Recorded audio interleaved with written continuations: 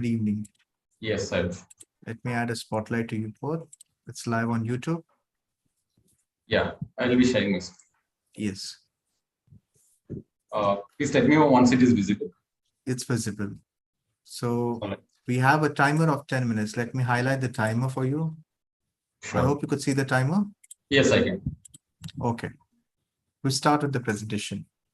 Yeah, thank you, Gavin. And good evening, everyone. I am Gopa. I am the CTO and co-founder of Security Research Labs. And it's an honor and privilege to present in front of you, in front of the AGPA jury. And this presentation is about protection against advanced malware attacks using hardware info security. And with me, there's my co-founder, Dinakar.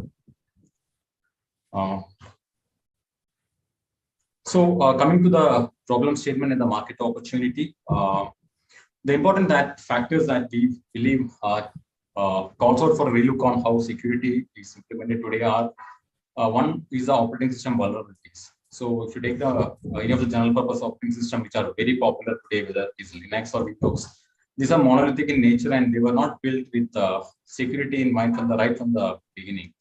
And consequently, there are innumerable vulnerabilities present in this OS, the kernel of the operating system, that can be exploited by malware. And any amount of hardening of the operating system, though it is good, cannot reliably protect the OS.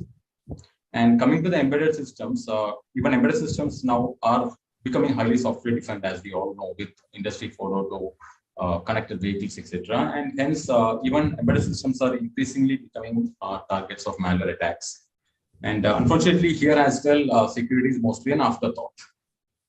And conventional solutions such as antivirus are totally helpless against these advanced malware, because these malware have attributes such as, say, polymorphism or kernel mode components, etc., which are kind of, totally out of the purview of a conventional solution to detect or even forget stopping even detection. And what we have seen is that some of this advanced malware cannot be stopped by any, even if there's a kernel mode component in the OS, it cannot reliably stop these kind of attacks. They may be able to detect it at the best, but not stop it. And a trend, if you see, as far as malware attacks or advanced malware attacks are concerned, is that the sophistication and complexity of these attacks have grown immensely over time.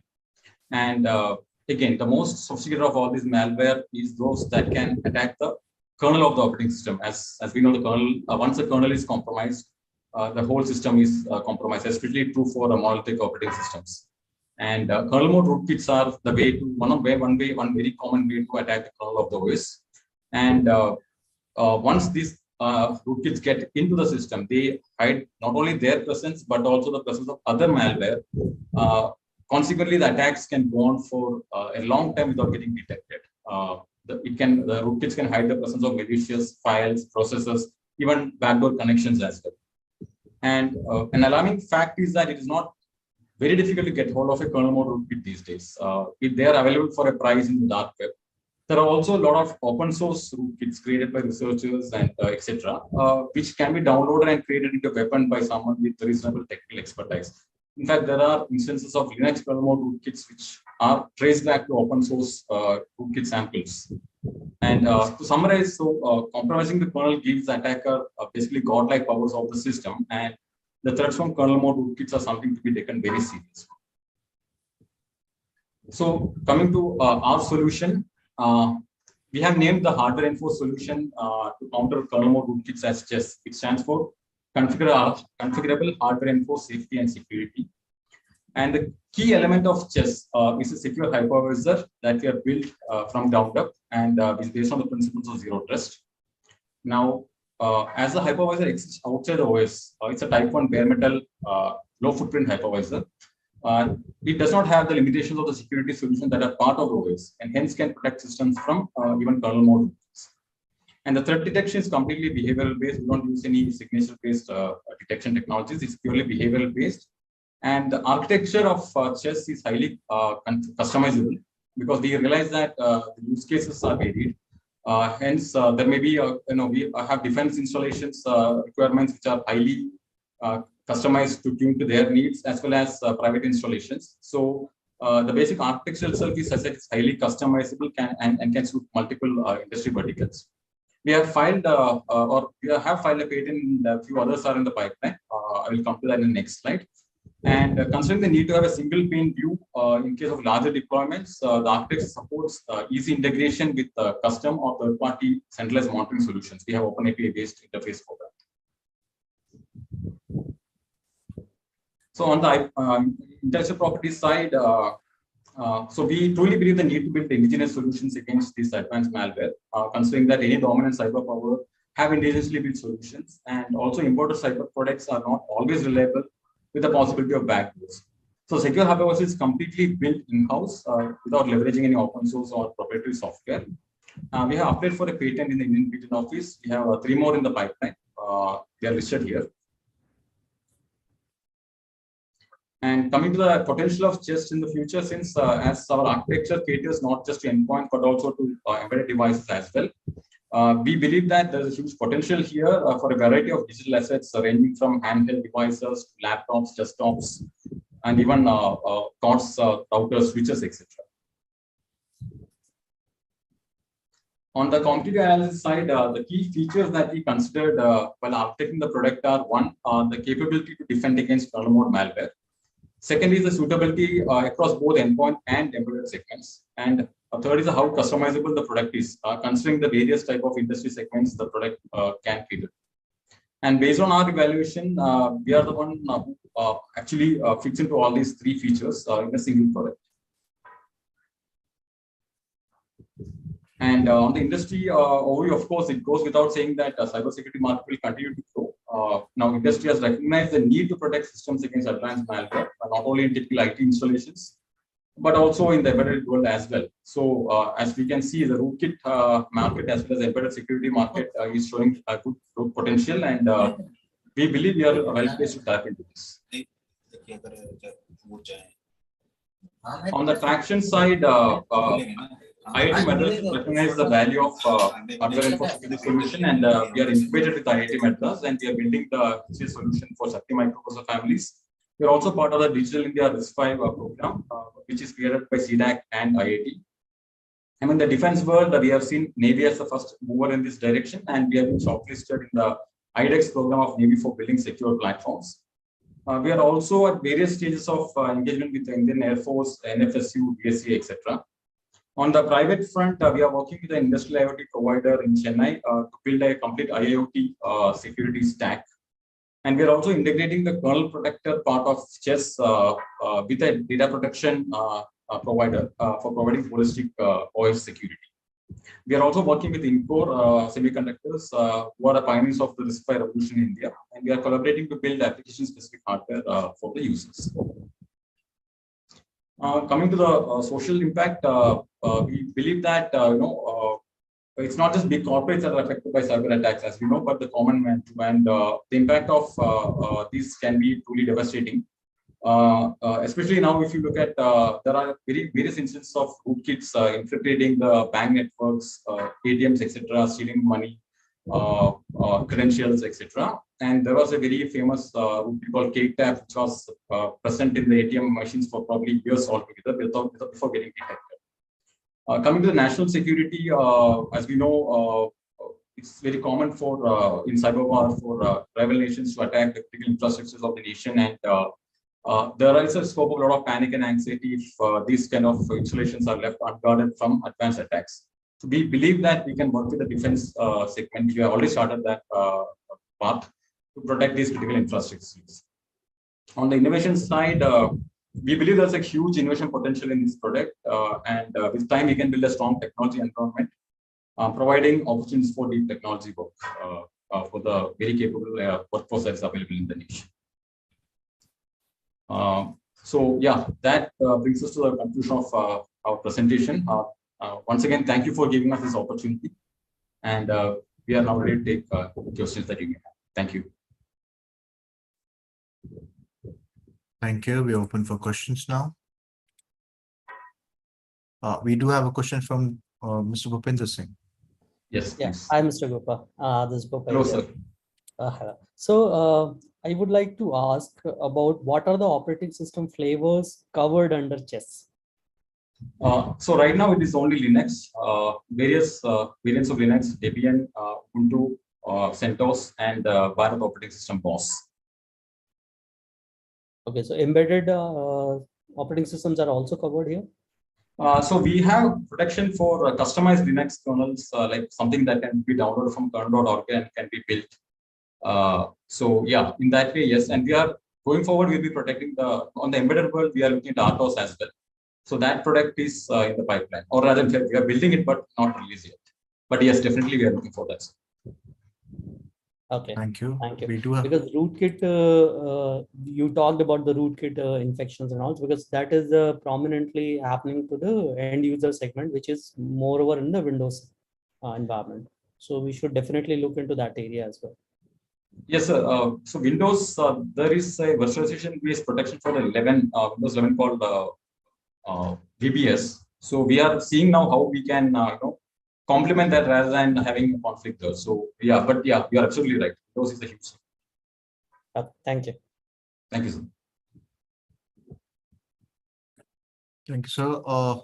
Would have Dr. Chris? You can ask a question. Marvelous. Thank you very much. And thank you very much for your presentation. I agree with your numbers. It's absolutely a growth area.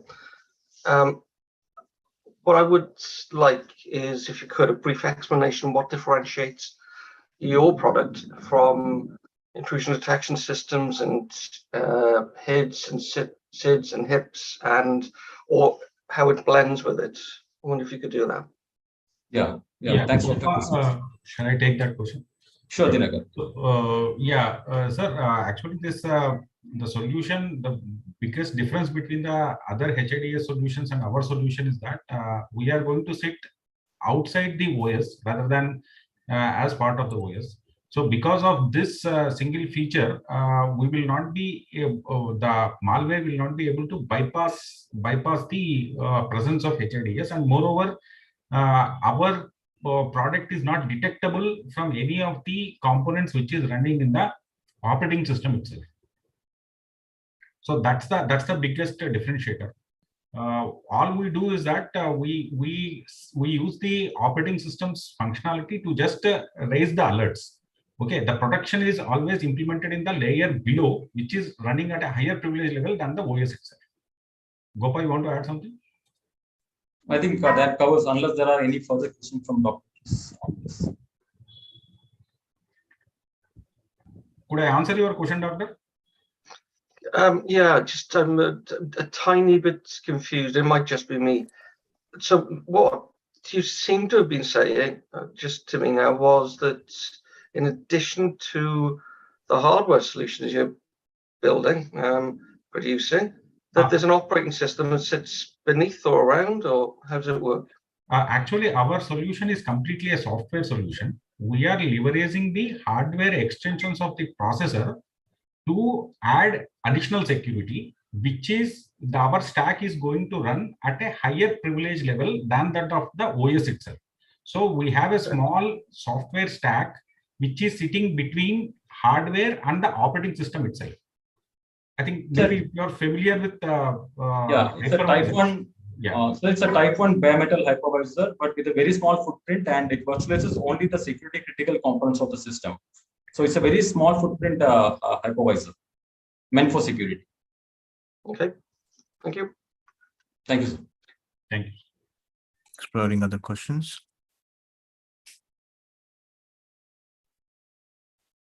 Yes, Professor Virendra. Thank you, Mr. Gopa, for the presentation. Just want to ask that if you're giving some hypervisor, so will it be affecting the other functions or services of the operating system? Because if you're adding some hypervisor layer between operating system and hardware, so will it be affecting the other services as well? Because how you'll be then classifying that this is only for security and other things? So yeah, sir. So what we have done is we are virtualizing only the security critical parts of the system. For example, coming to the process side, if I take Intel as an example, we are virtualizing only the access to the control registers, the security critical bits of those control registers like SMEP, or page table settings, bits, tampering the system, the inter-descriptor table register, etc. Other operations will, of course, we'll also have a IOMMU level protection to ensure that IOMMU tables that are set up by the kernel are not being tampered upon. Similarly, coming to the Linux kernel, and we actually protect certain data regions. For example, those regions marked by kernel as read-only via its page tables, we ensure that even a kernel mode rootkit cannot change those settings. But other accesses are mostly directly passed through. So hence, we have also validated this question actually was raised by the 5G testbed team, which is using this solution in the IIT RISE labs. So we have done micro benchmarking of the solution with and without chess, and we have given the we have basically done the micro benchmarking of network, CPU, I/O, and memory, and we could show that there was no impact. I mean, very minuscule impact on the performance end. So which have enabled them to use it in the 5G test. So yeah, to answer in a nutshell, yes, we versatilize only those security critical components, and hence will not be impacting the operation of the system. Thank you. Thank you, Gopal. We do have a question from Professor Virendra Singh. So, Yes, definitely. Thanks. It's nice proposal. You said you are working with the IIT Madras on their Shakti processor. Shakti Yes, sir. processor already has several security components. So Yeah. where your say Yeah, hypervisor fits into that? They already have such kind of mechanism in their system. Yes. So now they have all these enclaves and secure boot, Yeah. etc. Yes. But we have demonstrated that if you put a general purpose OS like Linux on a Shakti powered FPGA, we can use rootkits to negate. For example, we have used rootkits like Sutek, Diamorphine, etc. to showcase to the Shakti team that how Linux security can be bypassed by this if you don't have a security lab vulnerability. So that enabled us to work with Shakti team, and we have found the same concept of what we did for Aegis for the Shakti world as well. Now we have a very thin layer of RISC-V hypervisor for security, which we have demonstrated, in fact, to the MATI as well, as to how on a Shakti powered hardware, how we can stop kernel mode rootkits even if they are inserted by an insider attack. So we basically leverage the H extensions of Shakti to provide kernel mode security. So what kind of things you are performing in that? You said you are just looking at the protected memory location, etc. So that is only for the embedded kind of applications, but then for other applications, perhaps it may not work. So what we are doing is basically a kernel mode rootkit typically tries to either change the permissions of the, for example, if it wants to put the code in it, it has to make the code text area as writable. So this is one way of attack, right? So if I insmode my rootkit, then I can I can definitely change the control registers, also the page table registers to change the permissions of the processor, because it is executing the same privilege level as the kernel itself. What we have done is we have put a layer below it, which is even at a higher privilege. And with the secondary page tables and a few other settings, we ensure that only the authorized kernel code is allowed to make this change. If anyone makes a change, actually traps into the hypervisor. Now, hypervisor looks at the instruction pointer of who has done this change, and it validates and ensures that only the authorized entity is allowed to make the change. If it's unauthorized, it is stopped there and an alert is raised. Then for every access, you need to go through that, and that will impact the performance. No, sir. So that's what, only the security critical access. For example, somebody changes the CSR registers. But you need to check all the time. It's a trap, sir. It's not a check. It's not a polling. It is a trap. The moment you touch it, it comes in. It's not an active polling mechanism. That's why we were able to do the performance benchmarking and show that the effect was negligent. Okay. Thank you, Gopal. The session is almost closed. The time's up. Few seconds. We wish you the best, the team. Dinakar, thank you for joining as well. Thank you for your time, and we look forward with the results for yours. Thank you all.